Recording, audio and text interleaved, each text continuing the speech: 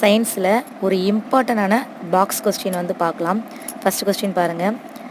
மனிதனின் தோலால் உருவாக்கப்படும் வைட்டமின் எது? சரிங்களா, வைட்டமின் டி. சரியா, இந்த வைட்டமின் டி வந்து எப்படி வந்து உருவாகுதுன்னு பார்க்கலாம். சூரிய கதிர்கள் இருக்குது பார்த்தீங்களா, அதாவது குறிப்பாக அதிகாலையில் விழுகிற சூரிய கதிர்கள் வந்து மனிதனின் தோல் மீது விழும்போது வந்து வைட்டமின் டி வந்து உருவாக்கப்படுகிறது. சரிங்களா, இப்படி சூரிய கதிர்கள் வந்து தோல் மேல் விழும்போது டீஹைட்ரோ கொலஸ்ட்ரால் வந்து என்னும் பொருள் தான் நமக்கு வைட்டமின் டியாக மாறுகிறது. ஸோ அதனால் இந்த வைட்டமின் டியை சூரிய ஒளி வைட்டமின் என்று அழைக்கப்படுகிறது. சரிங்களா, நெக்ஸ்ட் இந்த வைட்டமின் டி கால்சியம் உறிஞ்சுதலுக்கு உதவுவதன் மூலம் எலும்பின் பலத்தை அதிகப்படுத்துகிறது. சரிங்களா, இந்த வைட்டமின் டி வந்து எலும்பின் பலத்தை அதிகப்படுத்துகிறது.